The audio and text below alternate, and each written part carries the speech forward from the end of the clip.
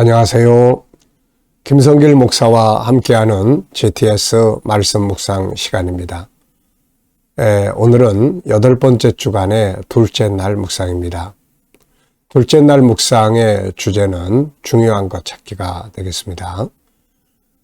오늘도 말씀 속에서도 중요한 것을 찾아보고 또 오늘 하루의 일과에서, 하루의 삶에서, 또 나의 인생에서 또 내가 하는 비즈니스나 업무에서 가장 중요한 것들이 무엇인지 한 번쯤 생각을 해 보시고요.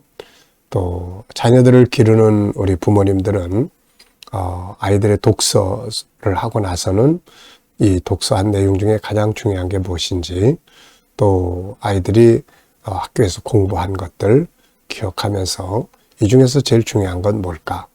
이것을 한 번쯤 생각해 볼 수 있는 그런 시간들을 가져보시기 바랍니다.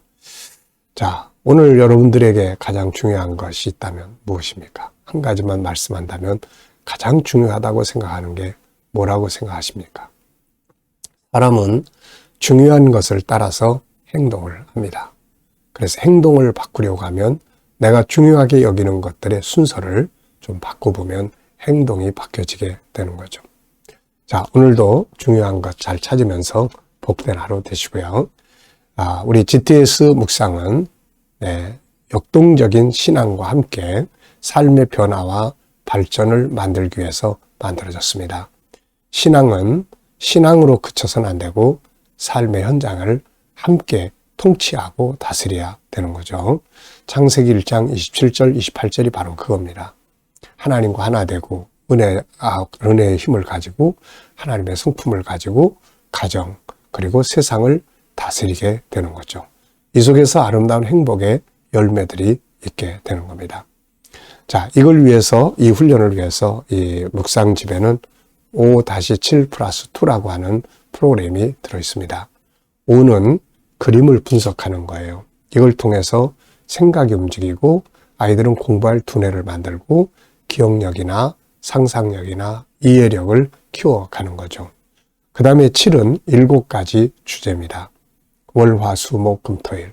이것은 우리가 매일매일 그 주제를 중심으로 살아보면 변화와 발전이 있게 되고, 요 7가지를 한꺼번에 모아서 우리의 삶을 컨설팅을 하면 컨설팅에 좋은 도구가 됩니다. 아이들 학습 지도나 또 독서 지도도 요 7가지 주제를 가지고 하면 좋은 효과를 만들어낼 수가 있습니다. 제가 아이들의 학습 지도를 할 때, 또 수학 지도할 때 항상 사용하는 것이 바로 이 7가지의 주제입니다. 그리고 뒤에 마지막 2개는 질문 만들기와 또 주님과의 관계 속에서 묵상을 통해서 영감을 얻는 훈련입니다. 5-7+2 익숙해져서 우리의 삶을 변화시키는 놀라운 축복의 도구가 되시기 바랍니다. 자, 오늘도 먼저 그러면 그림 분석부터 정리하겠습니다. 자, 이 그림은 하늘의 새 예루살렘 성에 대한 모습이에요. 사실 하늘의 새 예루살렘 성을 인간의 능력으로 표현을 한다는 건 불가능한 일입니다. 그래서 하늘의 새 예루살렘 성에 대한 그림들을 보면 멋지게 그렸는데 다양하게 그려놓은 것을 볼 수가 있습니다. 그만큼 어렵다는 거죠. 자, 여기서는 이제 이렇게 제가 그런 하늘의 예루살렘을 보여주는 그림 하나를 선택을 했어요. 물론 실물과는 똑같을 수 없으니까 참고하시고요. 분명한 것은 하나님의 도성, 하늘의 새 예루살렘 성이 존재한다는 것입니다. 자, 저는 제목을 이렇게 정했습니다. 하늘의 도성. 그러면서 하늘의 도성의 의미를, 느낌을 적어봤습니다. 영원한 도성, 하나님의 보좌가 있는 곳, 이 땅의 예루살렘의 실물, 하나님과 만나서 하나님을 뵙고 예배 드리는 곳, 이렇게 적어봤어요. 이 땅에서는 우리가 이렇게 예수 그리스도의 이름으로 모여지는 곳에서 예배 드리지만, 그러나 하나님의 나라에서 들어가면 새 예루살렘 성 안에서 하나님을 직접 뵙고 우리가 예배를 드리게 되는 거죠. 두 번째는 분석입니다. 자, 보이는 것, 네, 보이지 않는 것. 자, 한번 정리해보죠. 세상에는 눈에 보이는 것만 있는 게 아니라 보이지 않는 게 더 많습니다. 그래서 항상 보이지 않는 것을 찾을 수 있도록 깊은 관심과 질문을 하는 게 중요하죠. 자, 눈에 보이는 것은 우선 두 기둥, 그리고 아름다운 황금빛 성의 건물들의 모습이 보이고요. 그리고 황금색의 바닥이 쫙 펼쳐져 있습니다. 양쪽에 보면은 천사들이 나팔을 불고 있고요. 하늘과 구름과 무지개가 보입니다. 보이지 않는 부분에는 천사들의 나팔 소리가 안 들리고 있고, 이곳에 계실 하나님, 예수님, 성령님, 그리고 많은 성도들, 그리고 성도들이 누릴 기업은 예루살렘 성을 중심으로 해서 새하늘과 새 땅 펼쳐져 있죠. 이 성의 특징에 대해서도 볼 수 있습니다. 이런 것들은 다 눈에 보이지 않기 때문에 우리가 질문하고 생각해보고, 그러면서 우리가 답을 찾아보고, 그러면 더 깊은 것들을 깨닫게 됩니다. 자, 세 번째는 그림에서 가장 중요한 것은 무엇인가요? 그림에서 가장 중요한 것은 저는 영원한 도성이 있다는 것, 이렇게 적어봤어요. 하늘의 도성이 있다는 것. 사실 우리가 이 세상의 것들만을 보고 산다면은 세상의 것들의 특징은 지나간다는 것이죠. 다 흘러가고 지나가고. 하늘의 도성이 만약에 없다면 인생은 미래가 컴컴하죠. 다 지나가고 나면 아무것도 없는, 다 그냥 끝나버리는.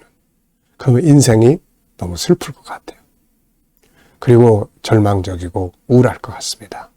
그런데 이 세상의 것들이 지나가고 나면은 우리 앞에 나타날 하늘의 새하늘과 새 땅, 하나님의 나라, 거룩한 성이 있고 거기에 나의 영원한 미래가 있다는 것.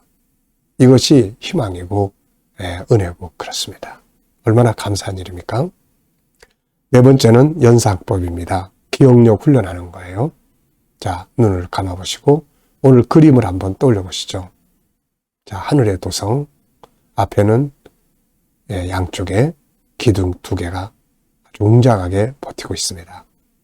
그리고 번쩍거리는 황금빛의 성의 건물들이 가운데 양쪽에 있고요. 그리고 건물 앞에는 황금으로 된 바닥이 쫙 펼쳐져 있습니다. 무지개도 떠 있고 하늘 구름들이 있습니다. 자, 그리고 이제 이 성을 생각하면서 이제 떠오르는 성경을 또 한번 기억해 보십시오. 창세기부터 요한계시록까지 거룩한 도성에 관한 내용. 자, 저는 먼저 계시록 21장 2절에 세르살렘 성이 내려오는 장면, 그리고 히브리서 12장 22절 바울사도가 하늘의 도성 새 예루살렘 성을 이야기합니다. 히브리서 11장 13절로 16절 아브라함이 봤던 하늘의 도성, 갈라디아 4장 26절에 바울사도가 천국 가서 보고 와서 위에 있는 예루살렘, 또 구약으로 가면 솔로몬이 만들었던 예루살렘 성전, 예수님 당시에 예루살렘 성전을 보고 자랑했던 제자들, 그리고 이사야 선지자가 예언했던 예루살렘 새하늘과 새 땅, 그리고 예루살렘의 역사. 네. 자, 이런 것들이 쫙 이렇게 기억이 납니다. 그리고 제 개인적으로는 자, 예루살렘에 제가 다큐멘터리 찍기 위해서 방문했을 때 예루살렘의 모습. 지금의 예루살렘은 사실 전쟁터입니다. 요즘에도 이 팔레스타인과 예루살렘의 이스라엘의 충돌이 지금 또 벌어지고 있어요. 사실 예루살렘은 살렘이라는 말은 평화라는 말인데 이 평화의 도성이 전쟁터가 되고 있는 거죠. 안타깝습니다. 지금 예루살렘에 있는 황금빛 도성은 이슬람 사원입니다. 하나님의 성전이 무너지고 이슬람 사원이 세워진 거죠. 이스라엘 사람들은 그곳에 다시금 모세가 계시받았던 하나님의 도성을 다시 세우고자 하는, 솔로몬이 만들었던 예루살렘을 다시 세우고 하나님께 예배드리고자 하는 이 열망과 비전을 가지고 있는 거죠. 결국 이것 때문에 끊임없이 충돌을 합니다. 결국은 다 무너지고 하늘의 도성이 임함으로써 완성이 되게 되는 거죠. 자, 우리 아이들은 오늘도 이 그림을 보면서 또, 우리 또 수학 공식 한번 또 생각해 보시고요. 주제는 5가지예요. 초등학교 수학, 수, 연산, 도형, 측정, 규칙, 자료와 그래프. 자, 이런 부분들을 또 이렇게 아이들과 함께 하시는 분들은 여기 찾아보시면서 두 기둥, 이거는 원형이고 길이, 그리고 천사들 수, 또 여기에 사각형, 그리고 또 여러 가지 규칙도 있습니다. 천사들도 규칙적으로 서 있고 나팔 불고, 모든 것은 수학 공식에 의해서, 이 주제에 의해서 만들어집니다. 친해지게 하면 잘할 수 있어요. 자, 상상력 키우기입니다. 이 그림을 가운데 두시고요. 저는 영원전 하늘의 도성, 현재, 미래도 영원한 도성, 하늘의 도성은 영원한 도성입니다. 창세 전부터 영원까지 영원히 존재하는 아버지의 집이죠. 우리가 이곳에서 하나님을 직접 뵙고 영광 돌릴 수 있는 그날이 속히 왔으면 좋겠습니다. 자, 미래를 어떻게 살고 싶은가요? 그렇다면 지금 무엇을 해야 할까요? 오늘도 한번 또 생각해 보시고 지나가시기 바랍니다. 자, 계시록 21장 1절로 8절 본문을 또 읽어 보겠습니다. 또 내가 새 하늘과 새 땅을 보니 처음 하늘과 처음 땅이 없어졌고 바다도 다시 있지 않더라. 또 내가 보매 거룩한 성 새 예루살렘이 하나님께로부터 하늘에서 내려오니 그 준비한 것이 신부가 남편을 위하여 단장한 것 같더라.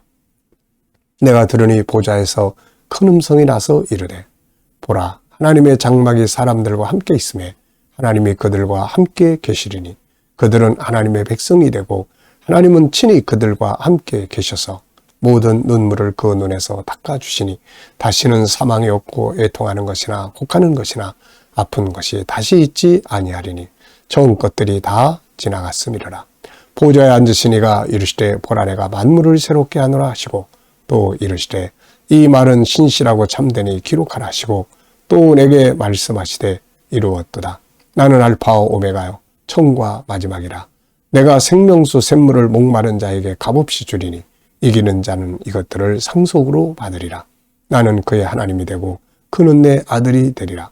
그러나 두려워하는 자들과 믿지 아니하는 자들과 흉악한 자들과 살인자들과 음행하는 자들과 점술가들과 우상 숭배자들과 거짓말하는 모든 자들은 불과 유황으로 타는 못에 던져지리니 이것이 둘째 사망이라. 아멘.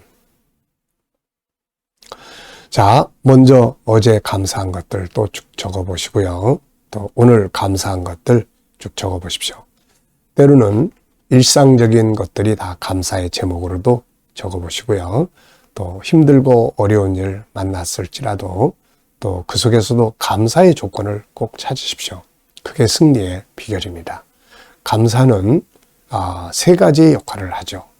우리의 마음에 평안함을 주고, 두 번째는 또 삶의 환경을 변화시켜 줍니다.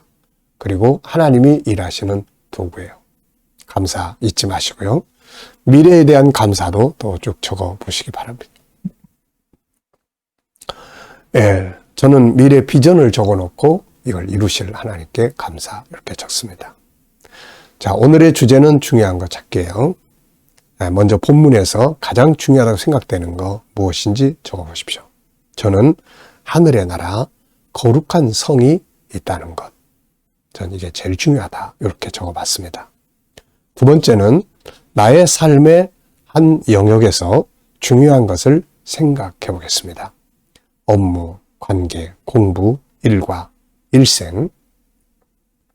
자, 이 중에서 한 가지를 적어가지고 이야기를 중요한 것을 찾아보시기 바랍니다. 저는 2가지를 적었어요. 하나는 제 일생에서 중요한 것. 말씀드렸죠. 하나님과의 관계 더 깊이 갖는 것.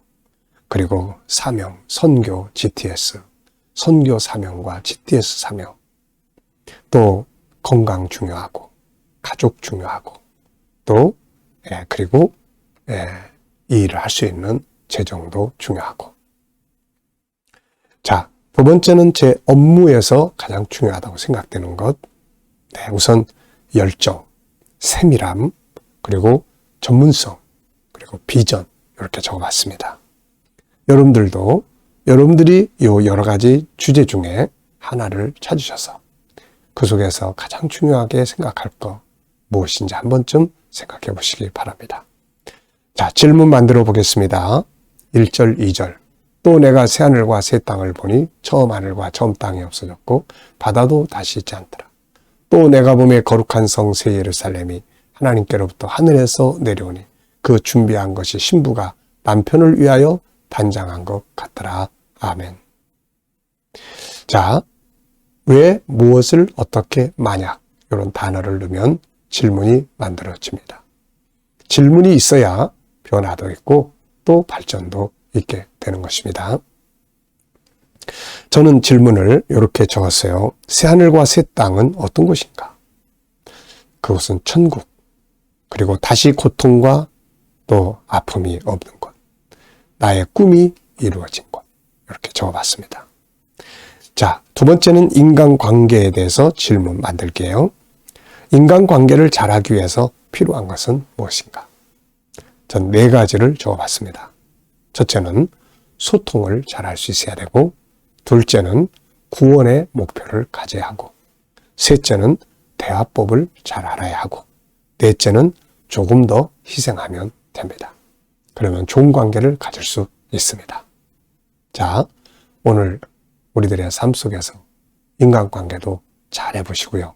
오늘 중요한 게 무엇인지 꼭 한 번쯤 찾아보시면서 오늘 승리하는 하루가 되시기 바랍니다.